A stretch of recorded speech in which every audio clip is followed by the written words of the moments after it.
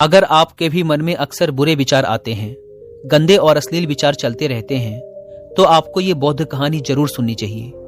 एक गांव में एक जवान लड़का रहता था। वह बहुत परेशान था क्योंकि उसका मन उन्हीं चीजों के बारे में सोचता रहता जिसके बारे में वो नहीं सोचना चाहता था। वह अपनी छोटी छोटी क्षणिक खुशियों के लिए अपने दिन का ज्यादातर समय बर्बाद कर देता और फिर बाद में इसके लिए पश्चाताप करता। लेकिन वो ना चाहते हुए भी अगले दिन फिर उन्हीं आदतों को दोहराता। वह अपने माता पिता का अकेला लड़का था। माता पिता धीरे धीरे बूढ़े हो रहे थे और वो जवान, लेकिन वो कुछ भी ऐसा नहीं कर पा रहा था जिससे उसके माता पिता को उस पर गर्व हो। वह जानता तो था कि वह अपने समय और जिंदगी के साथ गलत कर रहा है, लेकिन वो बहुत कोशिश करने के बाद भी खुद को बदल नहीं पा रहा था। वह अपनी समस्याओं के बारे में दूसरे बड़े लोगों को बताता और लोग उसे तरह तरह के सुझाव देते, लेकिन फिर भी कुछ भी बदलाव नहीं आ रहा था। अब तो उस लड़के को भी ऐसा लगने लगा था कि उसका बाकी का जीवन ऐसे ही मानसिक बोझ और बुरी आदतों के साथ बीतने वाला है।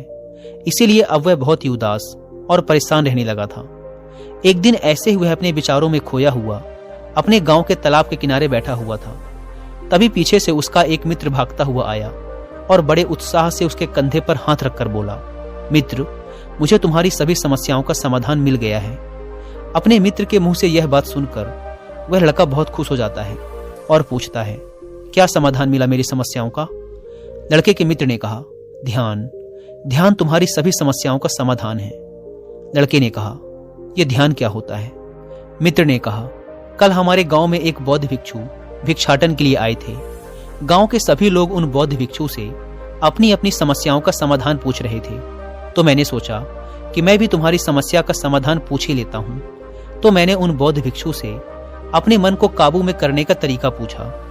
मेरा प्रश्न सुनकर उन बौद्ध भिक्षु ने ज्यादा तो कुछ नहीं कहा, बस इतना ही कहा कि ध्यान जीवन की सभी समस्याओं का समाधान है। मैंने सोचा कि तुम्हें ध्यान के बारे में पता होगा, इसीलिए मैंने उन बौद्ध भिक्षु से ध्यान के विषय में ज्यादा कुछ नहीं पूछा। अपने मित्र की बात सुनकर उस लड़के ने कहा, मुझे उन बौद्ध भिक्षु से मिलना है। वह लड़का और उसका मित्र बौद्ध भिक्षु को ढूंढने निकल पड़ते हैं। बहुत पूछताछ और खोज मशक्कत के बाद उन्हें वो बौद्ध भिक्षु बगल के एक गांव में एक पेड़ के नीचे ध्यान करते हुए मिलते हैं। वे दोनों उस बौद्ध भिक्षु के पास जाकर बैठ जाते हैं और उनकी आंखें खुलने का इंतजार करते हैं। थोड़ी देर बाद जब बौद्ध भिक्षु अपनी आंखें खोलते हैं तो वो उन्हें प्रणाम करते हैं और कहते हैं, आपने ये तो बता दिया कि ध्यान जीवन की सभी समस्याओं का समाधान है, लेकिन आपने ये नहीं बताया कि ध्यान है क्या। बौद्ध भिक्षु ने कहा, ध्यान क्या है इसको मैं शब्दों में समझा पाऊं इतनी मुझ में सामर्थ्य नहीं, लेकिन अब क्योंकि तुम लोगों ने प्रश्न किया है तो मुझे कुछ ना कुछ तो बताना ही पड़ेगा। तो सुनो, ध्यान का मतलब है ना कोई प्रश्न, ना कोई उत्तर, ना कोई विचार और ना ही कोई भावना। यह एक ऐसी स्थिति है जो हमारी वास्तविकता से हमारा परिचय करवाती है। इस स्थिति में पहुंचकर व्यक्ति के अंदर कोई भी प्रश्न, कोई भी उलझन शेष नहीं रह जाती, क्योंकि उसके सामने सब कुछ स्पष्ट हो जाता है। उसे इस जीवन की व्यर्थता का पूर्णतः आभास हो जाता है। लड़के ने पूछा, लेकिन ध्यान की ऐसी स्थिति को कैसे प्राप्त किया जा सकता है? बौद्ध भिक्षु ने कहा, ध्यान करना बहुत आसान है। क्या तुम्हें बैठना आता है? लड़के ने कहा, हाँ, मैं बैठ सकता हूँ। बौद्ध भिक्षु ने कहा, कितनी देर तक बैठ सकते हो? लड़के ने कहा, ऐसे तो कभी आजमाया नहीं, लेकिन जितनी देर तक चाहूं उतनी देर तक बैठ सकता हूं। बौद्ध भिक्षु ने कहा, रोज 1 घंटा आंख बंद करके सीधा बैठना है। लड़के ने पूछा, कब और कहां बैठना है? बौद्ध भिक्षु ने कहा, कभी भी और कहीं भी, बस जगह शांत और एकांत होनी चाहिए। लड़के ने फिर प्रश्न किया, मेरे मन के ये गंदे विचार और मेरी बुरी आदतें कितने दिन में छूट जाएंगी? बौद्ध भिक्षु ने कहा, सिर्फ 1 दिन में, अगर तुम 24 घंटे आंख बंद करके बैठ सको तो। बौद्ध भिक्षु से आज्ञा ले वह लड़का अपने घर आ जाता है और ध्यान करने बैठ जाता है। जैसे वह अपनी आंखें बंद करके बैठता है, उसके मन में तरह तरह के विचार उठने शुरू हो जाते हैं। जैसे, क्या ध्यान करने से सचमुच कुछ फायदा होगा? मैं अपनी बुरी आदतों को छोड़ भी पाऊंगा या नहीं? आखिर सभी लोग मेरी इज्जत कब करेंगे? मैं तो उससे प्रेम करता हूं, लेकिन वो मुझसे प्रेम क्यों नहीं करती? मैं ऐसा क्या करूं कि मैं बहुत सा धन कमाऊं और अपने गांव का सबसे अमीर व्यक्ति बन जाऊं? इसी तरह के और भी विचार उसके मन में लगातार उठने लगे। फिर उसे ध्यान आया कि भिक्षु ने कहा था, ध्यान की अवस्था में कोई विचार, कोई भावनाएं नहीं होती। अब वह अपने विचारों को रोकने का प्रयास करने लगा, लेकिन क्या बहती नदी के पानी को कभी कोई रोक पाया है? वह लड़का भी अपने विचारों को नहीं रोक पाता और आंखें खोलकर बैठ जाता है और सोचता है, अब तक के जीवन में बहुत से काम किए, लेकिन इतना मुश्किल काम कभी न किया था। और वो बौद्ध भिक्षु बोल रहे थे कि ध्यान करना बहुत ही आसान है। वैसे दोस्तों, अगर आप भी ध्यान या मेडिटेशन प्रैक्टिस करना चाहते हैं पर आपको पता नहीं कि उसे कैसे किया जाए, तो इसके लिए मैं आपको कुक एफएम पर एक ऑडियो बुक रिकमेंड करूंगा जिसका नाम है meditation and its practice by Swami Rama. ये ऑडियो बुक आपके लिए एक गाइड है जो स्टेप बाय स्टेप आपको मेडिटेशन के बारे में समझाती है। यह ऑडियो बुक आपको ध्यान का अभ्यास करने का एक एग्जैक्ट आइडिया देती है और साथ ही साथ मेडिटेशन की शुरुआत में आने वाले चैलेंजेस और उसके सॉल्यूशंस के बारे में भी बताती है। इसके अलावा कुक एफएम पर मेडिटेशन के ऊपर हिंदी में एक कोर्स भी है जो मुझे पर्सनली काफी पसंद आया। उसका नाम है घर बैठे सीखो मेडिटेशन। आप चाहें तो इसे भी सुन सकते हैं। यह 11 दिनों का एक well organised complete meditation course है जो डेफिनेटली आपकी बहुत हेल्प करने वाला है। इन दोनों ऑडियो बुक्स के अलावा भी कुक एफएम पर 10,000 से ज्यादा ऑडियो शोज अवेलेबल हैं जिन्हें आप अपनी मनपसंद लैंग्वेज में सुन सकते हैं। इन ऑडियो बुक्स और कोर्सेज को सुनते समय कुक एफएम के ऐड नोट्स फीचर का यूज करके आप इनकी इंपॉर्टेंट बातों के नोट्स जरूर बनाएं ताकि आपको ये ऑडियो शोज बार बार न सुनने पड़े। और अगर आप रात में सोते समय इन ऑडियो शोज को सुनते हैं तो इस ऐप के स्लीप टाइमर फीचर का यूज जरूर करें ताकि यदि आप सुनते सुनते सो जाएं तो ये ऑडियो शोज खुद ही बंद हो जाएं।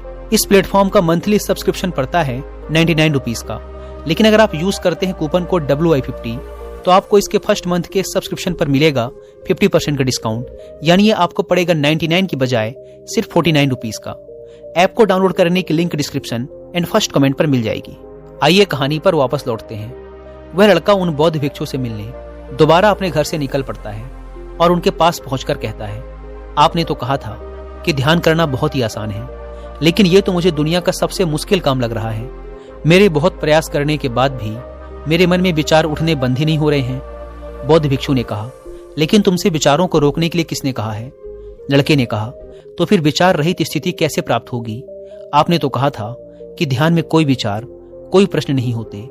बौद्ध भिक्षु ने कहा, हमारे दिमाग में हर समय बहुत से विचार जन्म लेते हैं और मरते हैं, लेकिन हमारा मन उनमें से किसी एक विचार को पकड़ लेता है और फिर उससे जुड़े विचारों के बारे में सोचता चला जाता है।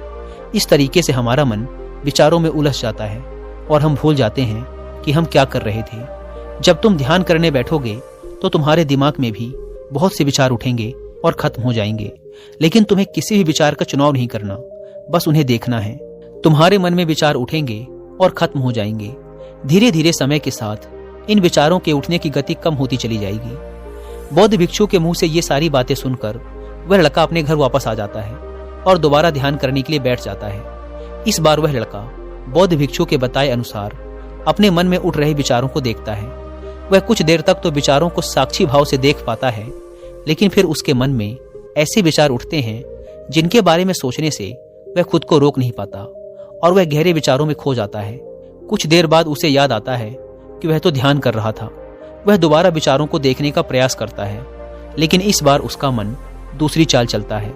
अब उसके मन में अश्लील विचार उठने लगते हैं। वह लड़का सोचता है कि ध्यान जैसी पवित्र स्थिति में ये अश्लील विचार क्यों उठ रहे हैं। वह अपने मन में उठ रहे अश्लील और गंदे विचारों को रोकने का बहुत प्रयास करता है, लेकिन वो उन्हें रोक नहीं पाता। उसके मन में लगातार बस ऐसे ही विचार उठ रहे थे।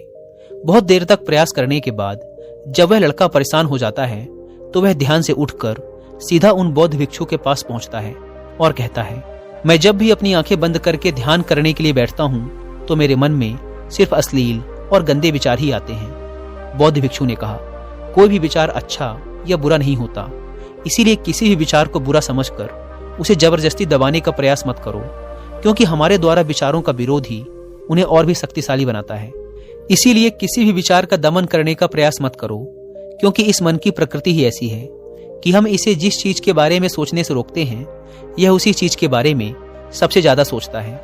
इसीलिए तुम्हारा विचारों को रोकने का प्रयास व्यर्थ है, और जिन विचारों को तुम गंदे व अश्लील विचार कह रहे हो वो विचार भी तुम्हारे जीवन का एक हिस्सा है। इंसानी जीवन को आगे बढ़ाने के लिए इन विचारों का उठना भी जरूरी है। एक बात हमेशा याद रखना कि जीवन में हम जिस भी चीज को अस्वीकार करते हैं हमारा मन उसी चीज में सबसे ज्यादा रस देने लगता है। इसीलिए जीवन की किसी भी सच्चाई को नजरअंदाज करने का प्रयास मत करो। हर चीज को स्वीकारो, तभी तुम उससे मुक्त हो पाओगे।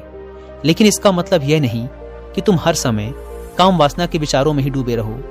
तुम्हें यह समझना होगा कि काम वासना हमारे जीवन का एक छोटा सा हिस्सा मात्र है, पूरा जीवन नहीं। तो जीवन के इस पहलू को भी स्वीकारो और आगे बढ़ो, क्योंकि इस जीवन में इसके आगे भी बहुत कुछ जानने के लिए है। लड़के ने कहा, लेकिन हमारा मन हमारे साथ इतनी चालें क्यों चलता है? क्या हमारा मन ही हमारा शत्रु है?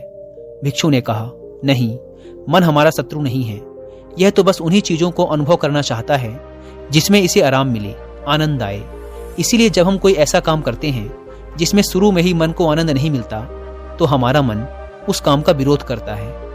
बौद्ध भिक्षु ने आगे कहा, अगर तुम अपने मन से बुरे विचारों को खत्म करना चाहते हो तो अपनी आदतों को बदलो। आदतों को तुम केवल तभी बदल सकते हो जब तुम्हारा मन तुम्हारे काबू में होगा, और तुम्हारा मन तुम्हारे काबू में तभी आएगा जब तुम खुद को जानोगे, जब तुम स्वयं का अनुभव करोगे, जब तुम ध्यान का अनुभव करोगे। इतना कहकर बौद्ध भिक्षु खड़े हो गए और एक हल्की सी मुस्कान के साथ उस लड़के के सर पे अपना हाथ रख दिया। इसके बाद उन्होंने अपना भिक्षा पात्र उठाया और वहां से चले गए।